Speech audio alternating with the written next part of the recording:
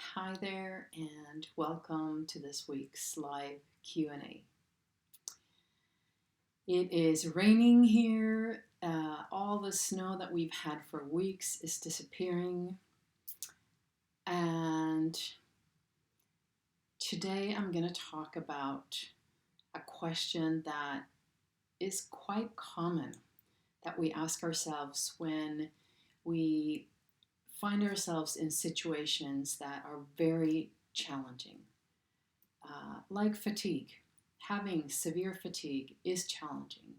Having chronic fatigue, having post COVID, having any kind of fatigue that affects your life so much that you cannot do what you would love to do.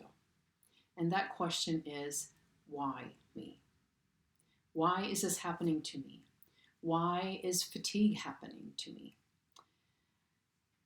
And this is a question that I asked myself several times in the beginning of my journey with chronic fatigue.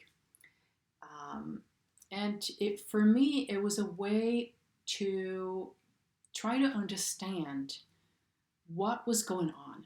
Why did I end up in this situation when my colleagues didn't? And I couldn't really see there was any difference between me and my colleagues. I would try to understand, okay, so what's going on with me? I would try to find words to describe, to explain my situation. Now, looking at that now, I can see the challenge in that. And if you're in this situation, you have two choices. You can either stay in that space of asking yourself, why me? Or you can create change. Now, if you want to stay in the space of where you're at, asking yourself, why me? I just want you to know that many people do that, and that it's not something that we always do consciously.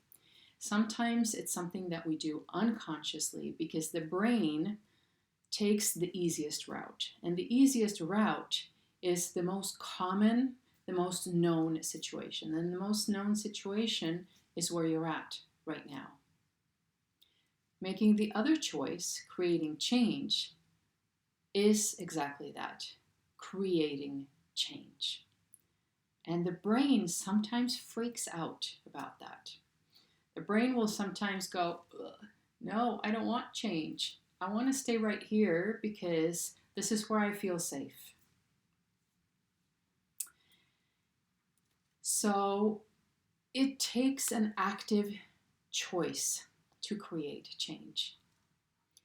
And if you truly want to heal fatigue, that is the choice that you have to make.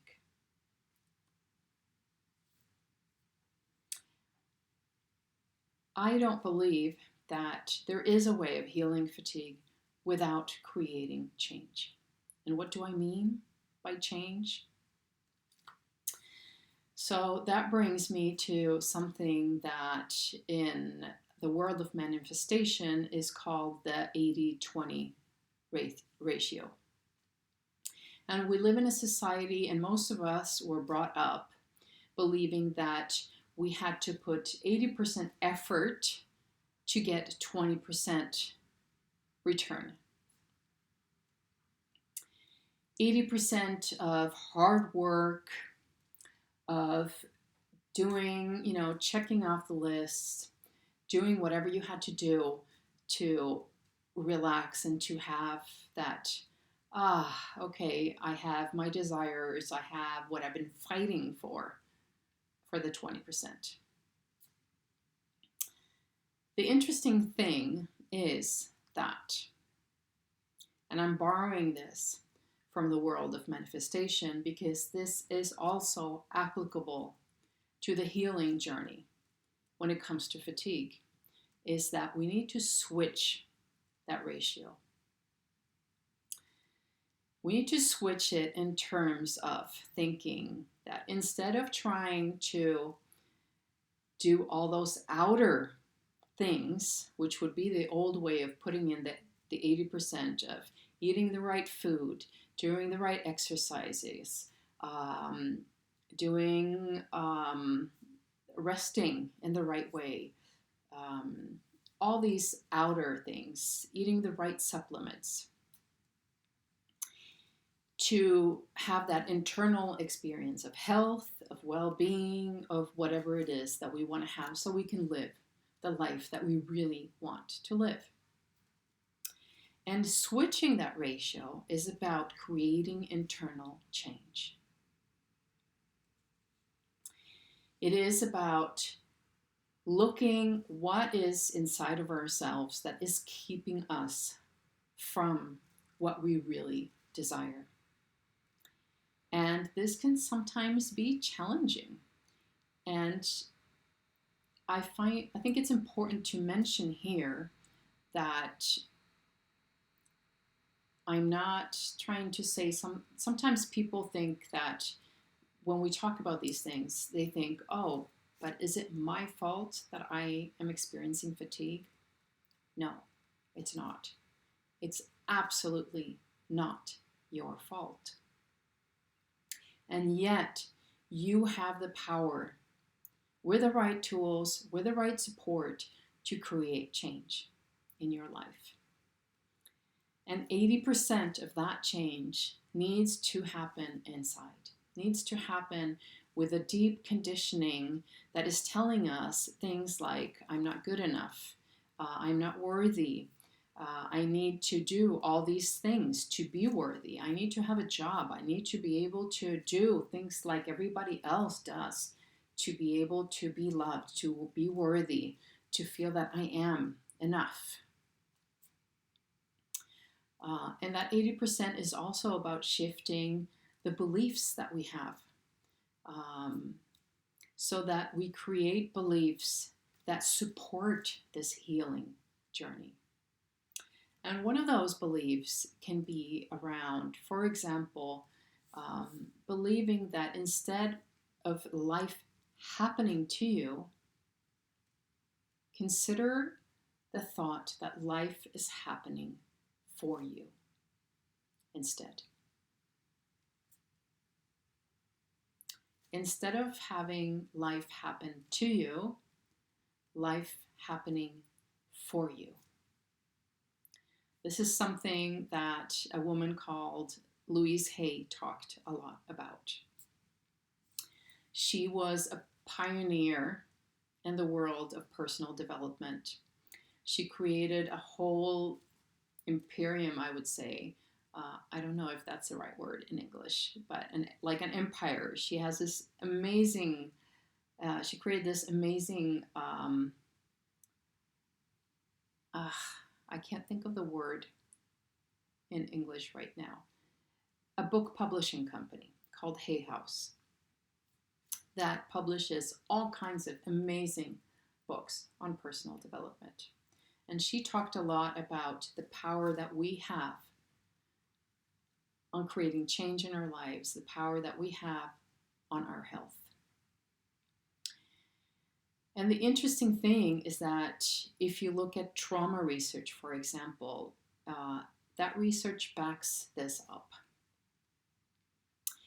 Because in that research, we can see that things that we have happened to us or that we have experienced throughout our lives can cause, for example, fatigue. And in order to create healing, to create transformation, we need to take care of all that stuff that has been embedded into our body, into our system from all those past experiences. And that is the 80% of the work. The 20% then is the other external stuff. Making sure that you eat proper nutritious food, moving your body in a way that feels good, maybe taking supplements or whatever is the thing that will support you on this journey. And I want to add here that I am never going to tell you do this or don't do that, because I don't believe that I can ever know what is best for you. What I do know is that you have the answers to that. And sometimes we don't always have the access to those answers, right? And if we don't have access, we need to look inside of ourselves. So I'm going to let that sit with you for a bit while I look at my notes to see if there's anything else that I wanted to share with you.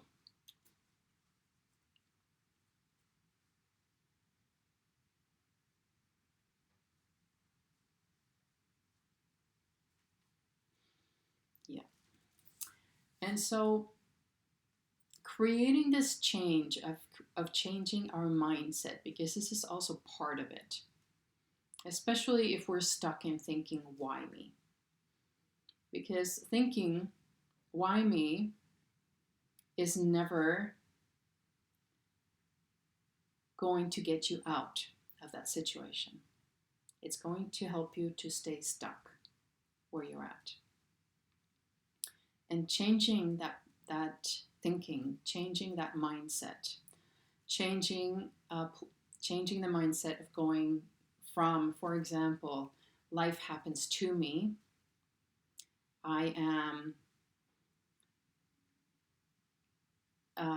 a victim of all these circumstances, a victim of all these things happening to me, instead of life giving me gifts so that I can grow, so that I can have the opportunity to explore my internal landscape and create something different. Now, changing this mindset and this way of thinking takes practice. And it's not something done like that. So I want to leave you with that. And don't be discouraged by it. I know that sometimes when we receive information that just feels, oh my God, that's huge. How can I do this? Remember how to eat an elephant. You can't eat the whole elephant all at once, right? The trick is to do it one little morsel at a time. And the same thing with this. Creating change in your life is about taking one tiny step at a time.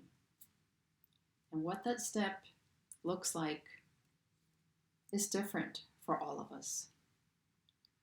There is so much help that we can receive in changing how we think, how what we carry inside of us affects our lives. And if you are interested in doing that with me, you can go ahead and apply for my one-on-one coaching, because that is the work that I do with my clients. I help them change the inner landscape, help transform whatever is keeping them from the life that they desire, whatever is holding them back from having the energy that they want, that they are longing to have, so they can do all of these things that they are longing to do. So you can head on over to the link in my bio, where you can either apply or book a discovery call if you have questions about what that means. Or you can head on over to my website, where you can read more about what is the work that I do and who it's for. Okay, loves, so we're going to finish with 3 deep breaths to allow this to sink in. So I invite you to either soften the gaze or close the eyes, whatever works best and feels best for you. And if it feels good, put your hands somewhere on your body or not. And taking a deep breath in and breathing out. And again, breathing in and breathing out, maybe sighing. And breathing in And holding your breath for a moment. And then letting go and breathing out. Oh.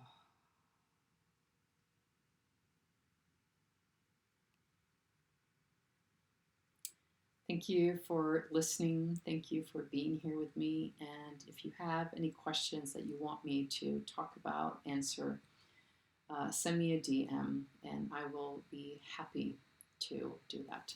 Mwah.